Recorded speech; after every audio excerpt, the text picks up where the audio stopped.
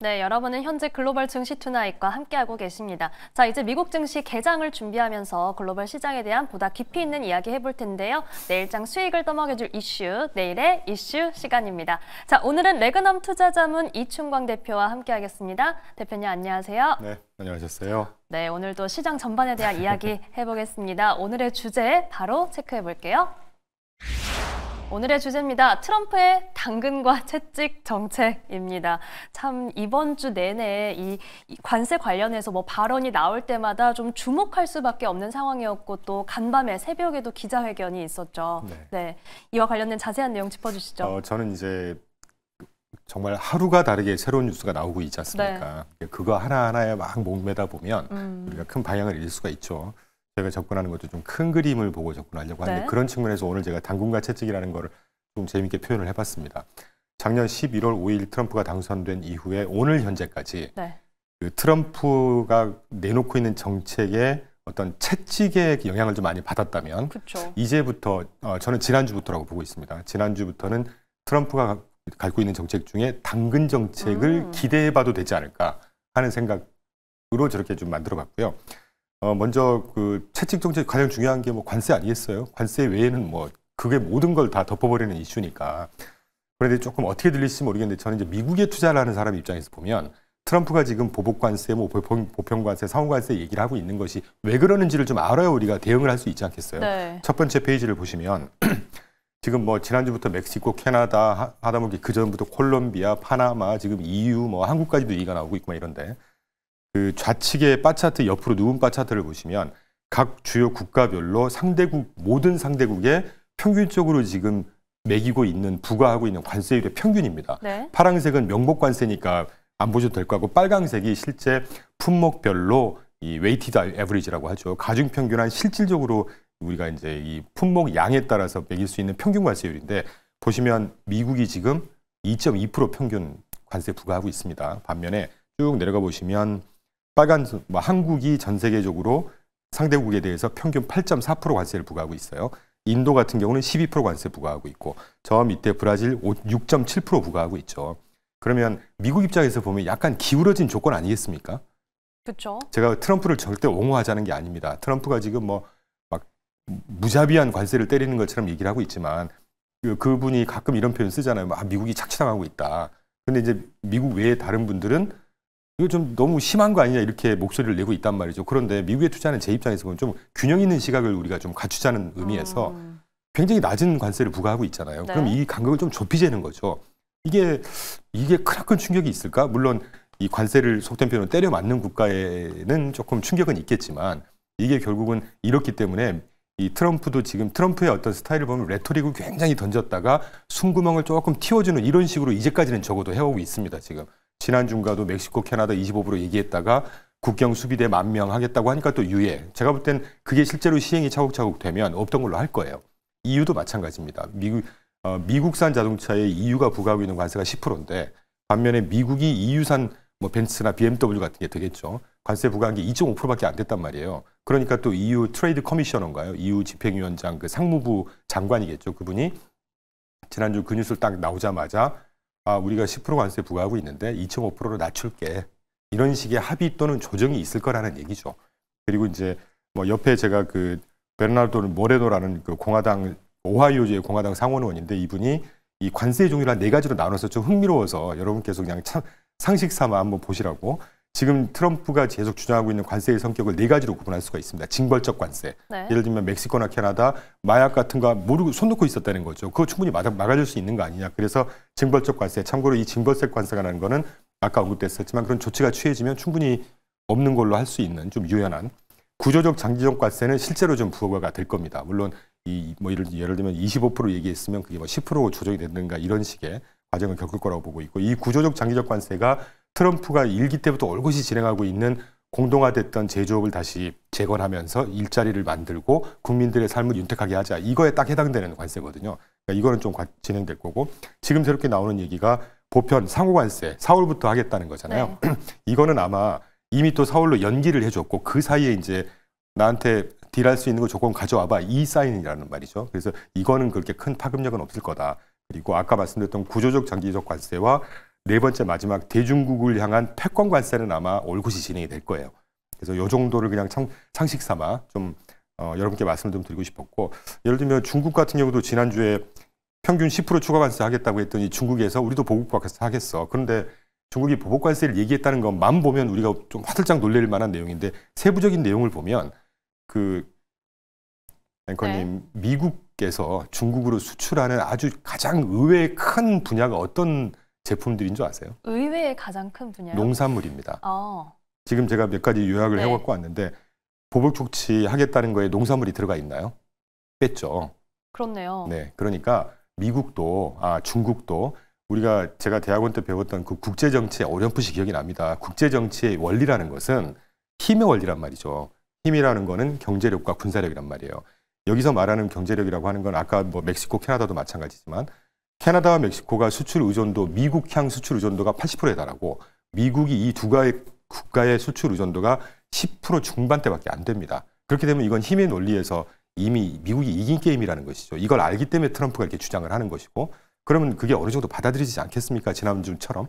중국도 그런 수순으로 아주 극단에까지 치닫지는 않을 거다라는 생각을 하고 있고, 마지막으로 얘기가 좀 길었는데, JP모건에서 2월 11일 날 보고서를, 아주 중요한 보고서를 냈습니다. 전망을 할 때 지금 멕시코, 캐나다 25% 관세 얘기하고 있고, EU에는 10% 관세 얘기하고 있고, 중국에는 10%, 30%, 60% 이렇게 얘기를 하고 있지 않습니까? 그러면 미국이 이 각각 대상국에다가 지금 제가 써드린 25%부터 10%, 60%까지 관세를 매겼을 때 S&P 500 자국의 기업들이 EPS 주당 순이익이 얼마나 손해를 볼 거냐라고 하니까, 적은 때는 뭐 0.79%에서 많을 때 한 5% 가까이 EPS 손실이 있었다는 것이죠. 자, 그러면 자국의 기업들이 이렇게 이익의 손실을 볼다고 했을 때, 기업들이 지금 계속 백악관에다가 너무 심하게 하지 마라 청원을 넣고 있다는 거잖아요. 압력을 넣고 있다는 겁니다.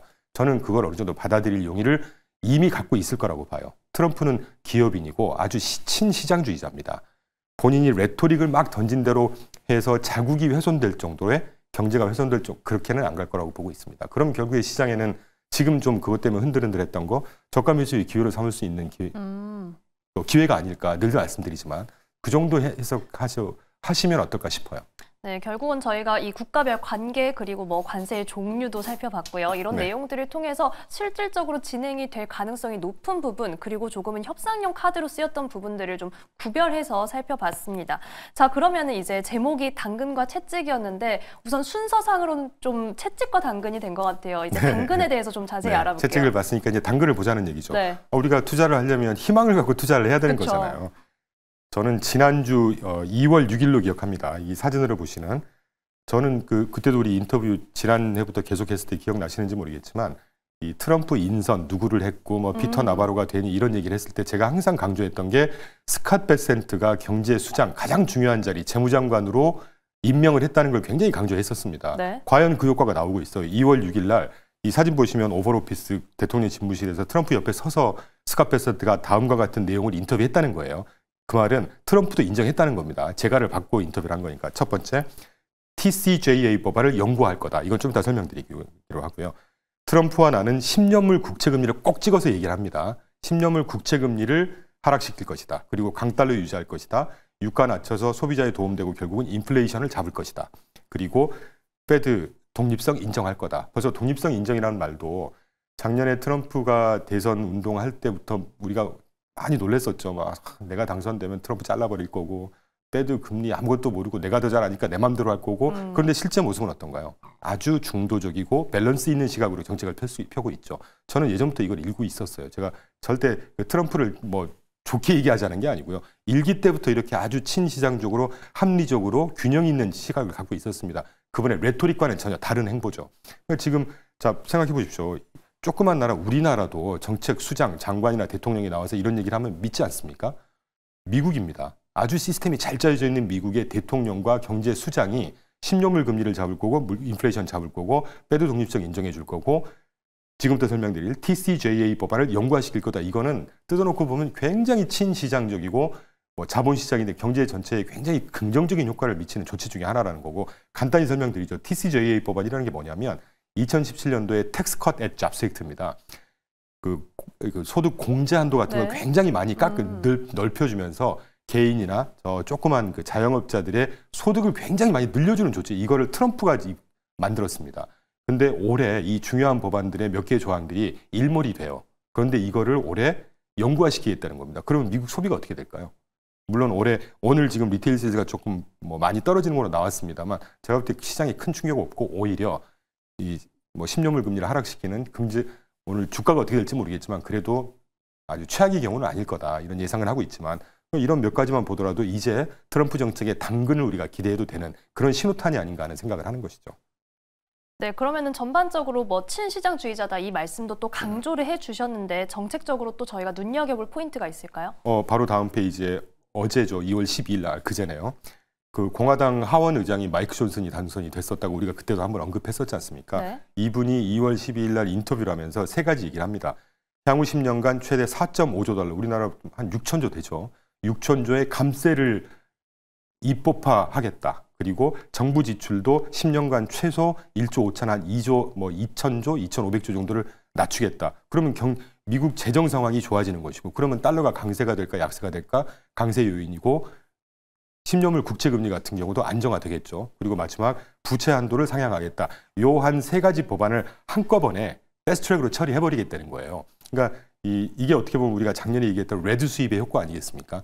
방금 얘기했던 스카페센트가 얘기한 거하고 아주 인라인한 정책을 입법화하겠다고 예고를 하고 있죠. 그렇게 될 겁니다. 그렇게 되면 결국은 누차 다시 강조드리지만 시장에는 충분히 긍정적인 파급 효과가 온다는 것이고 그 인터뷰를 하면서 지금 우리가 얘기하고 있는 보편 관세, 상호 관세, 그중에 자동차나 의약품을 포함한 4가지 분야에는 보편 상호 관세에서 면제해 줄 것을 협의하고 있다. 이런 식이라는 거죠. 네. 그래서 우려하고는 틀리게 아주 그 균형 있는 시장에 아주 그 적재적소에 필요한 정책을 미국에 유리한 정책을 펴고 있다. 그래서 미국에 투자하는 뭐 저를 포함해서 투자자분들 입장에서는 좀 충분히 긍정적으로 봐도 되지 않을까 하는 생각이 듭니다. 네, 자 이번에는 이 물가에 대한 이야기 결국은 이번 주에 좀 큰 이슈가 됐었는데 간략하게만 좀 살펴보겠습니다. 네, 다행히 소비자 물가지수 어제 생산자 물가지수 좀 숫자는 높게 나왔어요. 그런데 결론부터 말씀드리면 LA 산불이라든가 겨울 계절적인 일시적인 요인이다. 그리고 가장 중요한 거는 그저께 CPI 나오자마자 제롬 파월이 상원 증권위원회에서 그 질문이 안 했겠어요?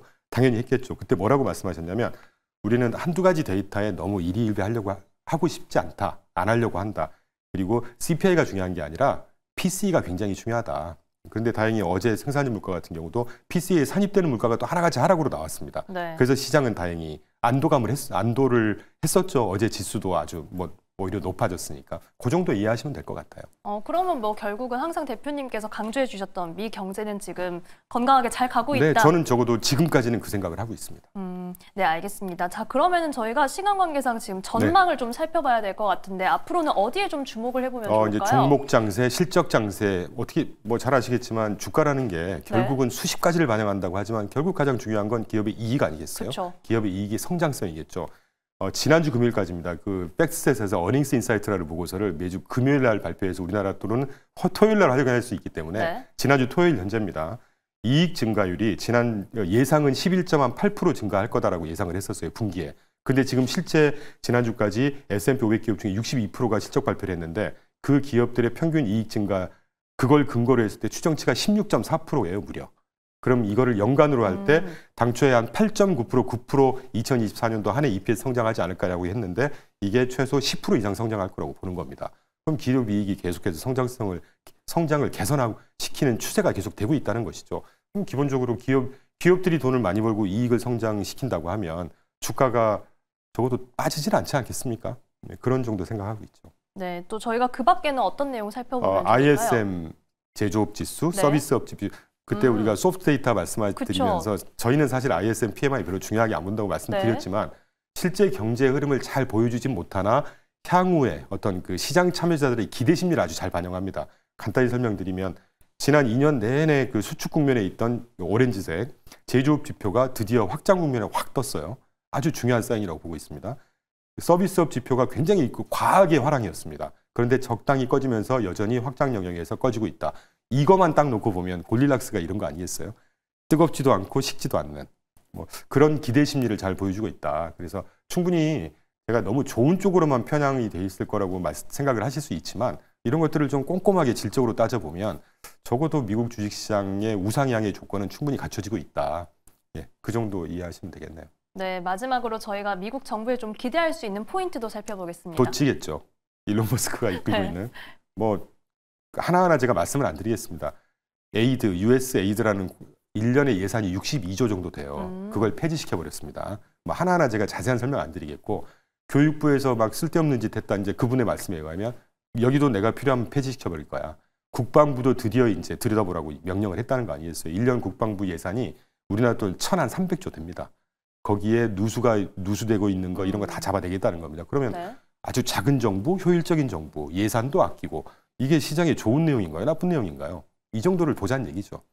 네, 저희가 이번 시간에는 이 트럼프의 레토릭과 실질적인 내용을 좀 구별하는 그런 네, 이야기들을 좀 제가 많이 오늘 꼭 하게 그렇게 좀 안내를 드리고 싶었습니다. 네, 그렇게 되는 것 같습니다. 더불어서 기업의 실적 개선 그리고 시장의 기대 심리는 개선되고 있다는 점까지 확인해 봤습니다. 자, 오늘 말씀 여기까지 듣겠습니다. 지금까지 레그넘 투자자문 이충광 대표와 함께했습니다. 고맙습니다.